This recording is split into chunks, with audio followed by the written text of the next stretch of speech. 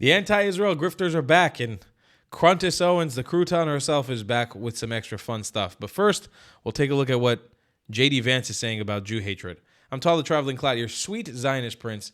You can be a sweet Zionist prince or princess just like me by getting the merch down below the description of thetravelingcloud.com. And let's take a look, my friends, at this clip. I want to move on to another figure that you've, over the course of your career, have gotten in a bit of a disagreement with, Nick Fuentes. He's this far-right white nationalist who is, very popular online with many people who support you. Is that right? Well, I mean, with Republicans. He certainly didn't support me. Well, no, he doesn't support you at all, but he's actually insulted. Well, I mean, he didn't support the administration. No, he didn't support us he, in the campaign in 2024. I find it interesting. I'm always asked to answer for this guy. I've got enough people who did support me I've got to answer for. I don't think I should have to answer for a guy who attacks my family and who didn't even support us in 2024. Like I said, I don't like the guy. The guy's come after my family. Of course I do. I think, what did I say about him? That he can eat because anybody who goes after my family, whatever side they're on the opposite side of me. But do you think his supporters should be accepted into the Republican Party? What do you mean by his supporters? Well, I think he has supporters, groypers. Do you think they should be accepted into the Republican Party? Well, I don't know what that means. I think people are going to vote for us or not vote for us. I think that there are certain things that we should have the moral clarity to condemn. I think Jew hatred is disgusting. You can criticize the policies of the Israeli government, but going after Jews. By the way, the thing interesting that I find about this online discourse about anti-Semitism is a lot of the people who say that they don't like Jews, they also say they're very concerned about Gaza. The person in the world alive today who has done more to promote the safety and livelihood of the people of Gaza, it's a little Jewish guy by the name of Steve Witkoff who works in the Trump administration, is a very dear friend of mine. So people who say on the one hand they really care about innocent civilians in Gaza, while on the other hand trafficking and anti-Semitism, it's ridiculous. It should be condemned. I've condemned it. And there's one other interesting thing, though, about this, which is that if you look statistically at the rise of anti-Semitism, what you see is that all forms of ethnic and racial hatred are on the rise. And I think that we have to condemn all this stuff. You shouldn't hate people because they're white. You shouldn't hate people because they're Jewish. You shouldn't hate people because they're black.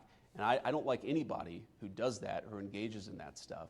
So when you say supporters of this or that person, all I can do is say what I believe, take the moral stands and the policy stands that I believe in, and if people want to support me, they can support me. If they don't want to support me, that's fine too. Pretty base take by Mr. Vice President. I will say a lot of people are very afraid of if he becomes I know a lot of Jewish people are very afraid of if he becomes president himself instead of Rubio, or at least the choice for the Republicans. I don't think Vance is as bad as everyone makes it seem, but I definitely do think he can be soft on the whole Jew hatred thing. But I don't know. Everything he said there was the right thing to say. I don't really have anything wrong. I don't have anything to criticize. But here's our favorite crouton. If you don't know what that means, it means her brain has been replaced with stale bread.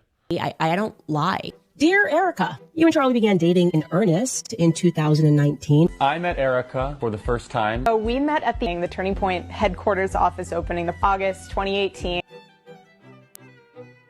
Goes, I'm going to date you.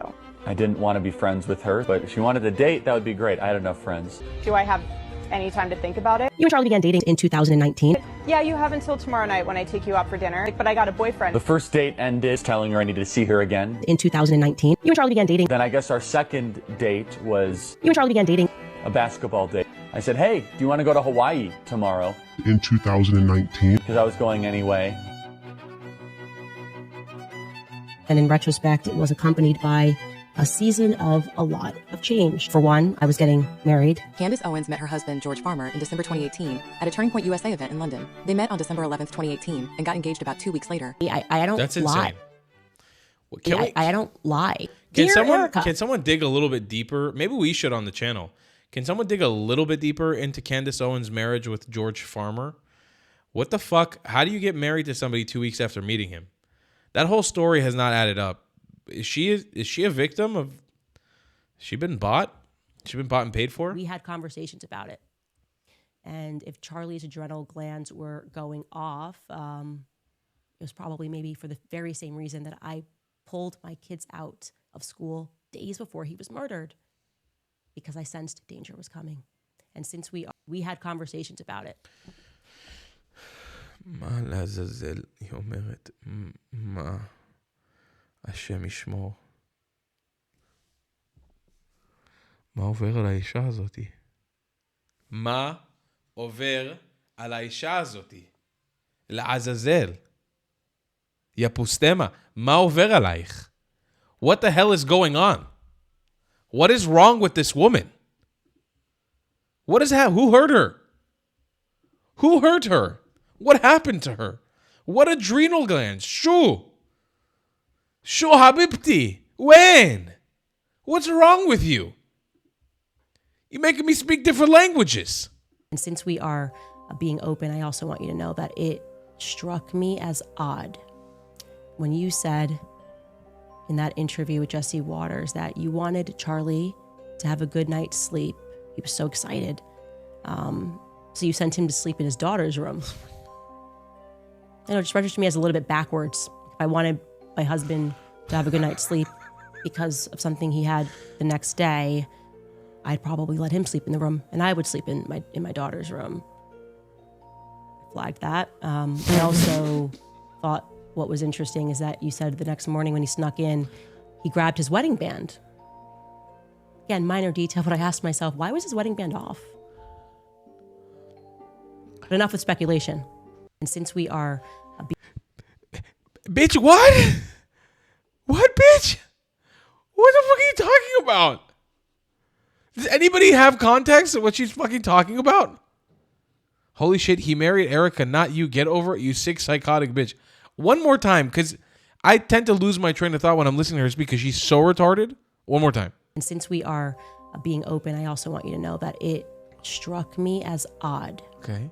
When you said in that interview with Jesse Waters that you wanted Charlie to have a good night's sleep.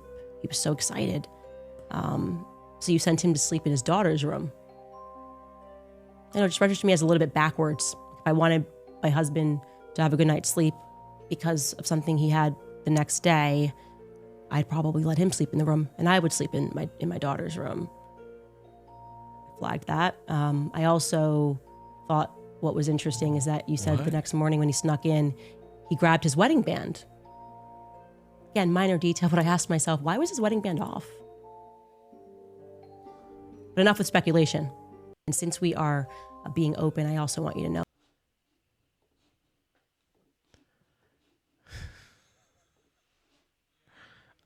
Whatever it is, I don't got it. I don't got the information. I don't got the fucking brain cells on this one, baby. I got to be honest with you guys. I do not got it. Yeah, I'm all in on this one. I'm guessing, by the way, regarding this, Pierre, that this might be the reason that the White House never got back to me regarding the French Foreign Legion being involved with Charlie's assassination. Because, I don't know, there could be a French angle here. Could this be a motive? Could billions of dollars be a motive? I mean, I'll just ask some immediate questions. My question would be, why would a devout Catholic Frenchman be looking to give billions of dollars to an evangelical organization? Is that not weird? Yeah, I'm all in on this one. You're all in on that France did it? So it's not Israel anymore? I just want to make sense. I mean, I don't give a fuck. Fuck France. Fuck the French. Boutons de merde. I'm just kidding. I don't really hate French people. I'm kidding. But I mean, like, fuck France. Like, I don't care, you know. They get their own problems. They want to take this blame on this one, take it. I don't give a fuck. But, like, really? You want to blame France? France, Candace? Okay, I was on the fence whether Candace or not has gone completely insane, but I'm convinced she has. The episode taking a dark turn.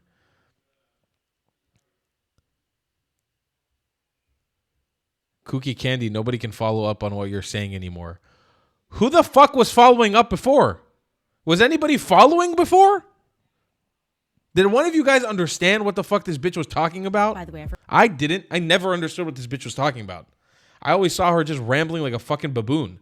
And not because she's black. Don't make it a racist thing. She's just retarded. By the way, I forgot to mention, Erika, if you could do me a favor. Doug DeGroot, that board member that announced you as the CEO, made it really biblical. Could you send him my regards? I know he was meeting with Mikey the other day. They were discussing how to invest money. It's so weird. Mikey didn't straight from high school, was just Charlie's intern assistant, and now he's sitting down with board members and discussing how they should invest into restaurants. Just send him my regards, because we're everywhere, and we're watching and we're listening. Okay. Now I'm gonna stop laughing, because if this is the whole episode, it looks like this is all clips from the episode. I am fairly convinced now, more than ever, that she was not on her medication. They let her on camera by mistake. This must have been a mistake. This couldn't possibly been a real thing. Wow, folks. If a Tucker says something like Israel's committing... By the way, Pastor Washington, fucking amazing guy. I'm pretty sure we follow each other on social media. Really want to meet this dude. Persecution against Christians, which is a bald-faced lie. They have to do the work and find out the truth about Christians having freedom here in this country. That it may sound small, but that's for the young people. That's what's going to keep their head on a swivel. That's what's going to keep them from getting pulled into a bunch of propaganda and dogma, that type of thing, is finding out for themselves. They're really, really going to have to do that in order for them to really have some clarity and walk into some moral clarity at this time. People in the Republican Party that are not captured by it, but are too scared to speak out. What would you say to them? They have to get a life and get over it. This is the problem. This is really not that difficult. These are the same Republicans who came for the Democrats when Ilhan Omar and Rashida Tlaib were coming for Israel. What do they say? You guys need to call them out. You guys need to speak out. Now it's on your thing. It's easy to call somebody else out when you don't think you have a dog in the fight. Now it's happening in the Republican Party, and the same moral cowardice, it's setting in. Yes, now for the people who push back, yes, there are some who are saying what they're saying, who are pushing back, but not nearly enough. Not nearly enough of the senior members of both the Congress and the Senate are pushing back on what it is that they're hearing. They're being silent, and they're being silent because they're afraid. Tucker has a large following, so they're afraid that if they actually push back, people are going to say things that that's exactly what happened on the left. So for the right, that's why I have even less patience for them. You sat there and you saw what went on. You called it out. Now you're being the hypocrites because it's happening in your party. You have nothing to say. You need to get over it. So what would you say to the Christians that are using Christianity as they've weaponized it? Christ is King is like a slap down in my comments because I'm a Jew. What do you say to those Christians? They need to understand their faith. This is about understanding the scriptures, right? They need to understand that what they're hearing politically coming against Christian Zionists, Tucker saying that he hates Christian Zionists, it's because Tucker doesn't know the Bible. Why would you listen to somebody who's ignorant about the Bible, talking about the Bible? These people have no idea what they're talking about.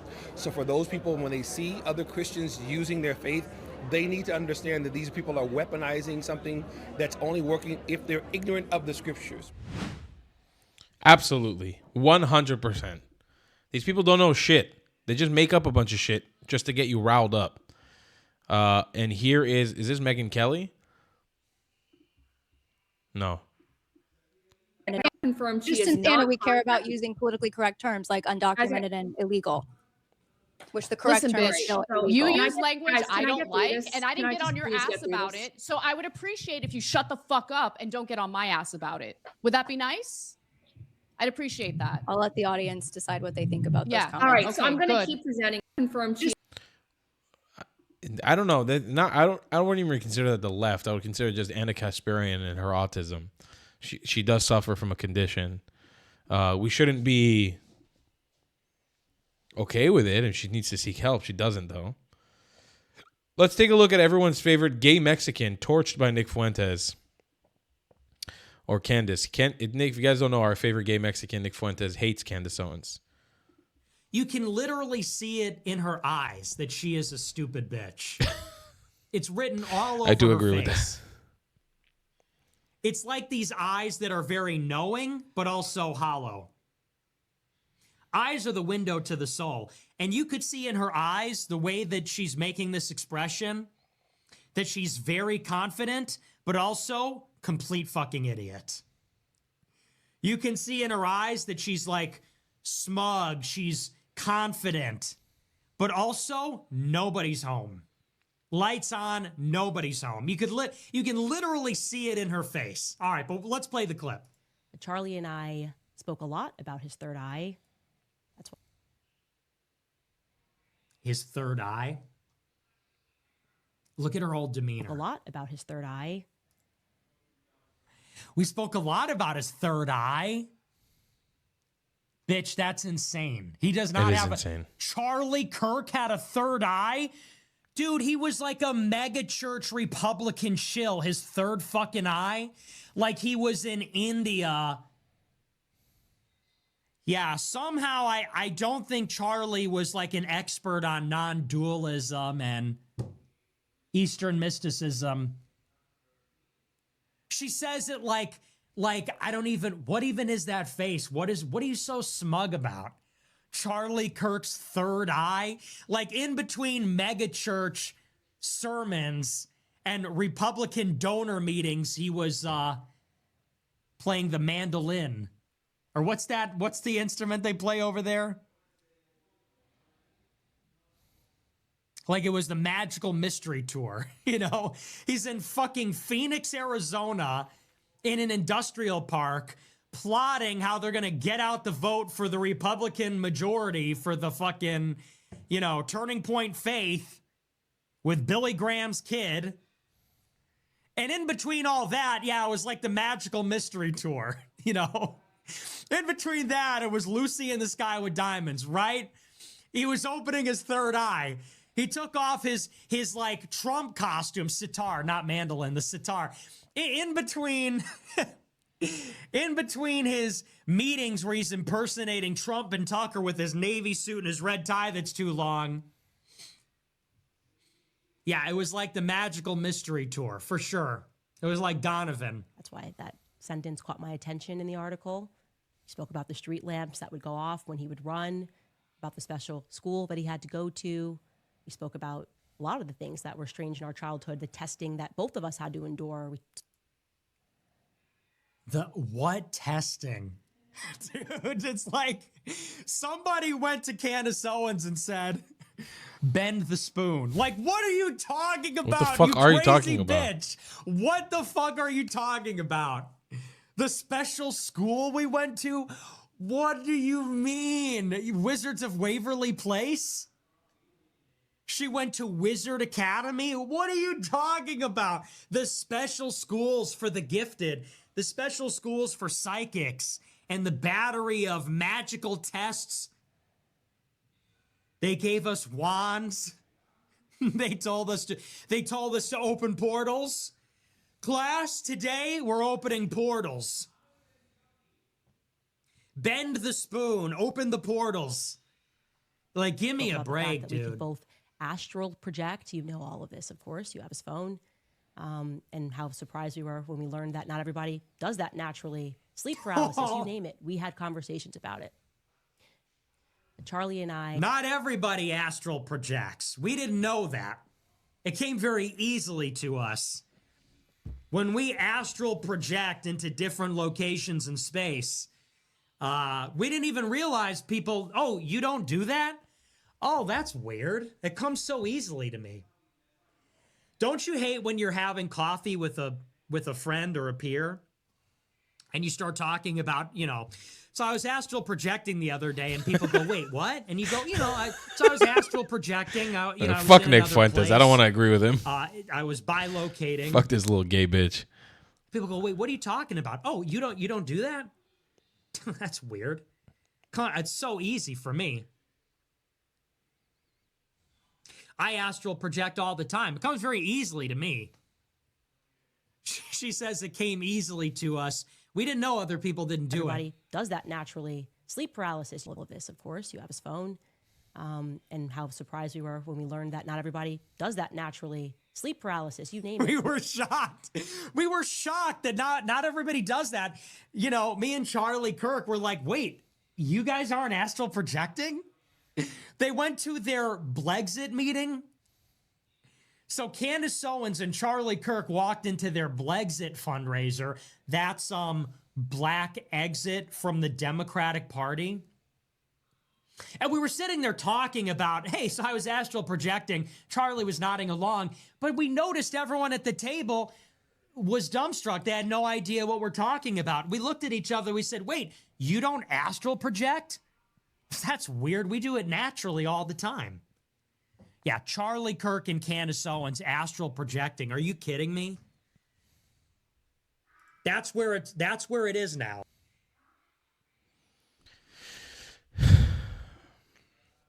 What do you guys think? Was he astral projecting? I think this whole conversation has devolved, and this bitch, whether she's in control or not, I don't think she's in control anymore, has led to such a disrespect of his body and his soul and his legacy. It's honestly asinine. She should be fucking ashamed of herself.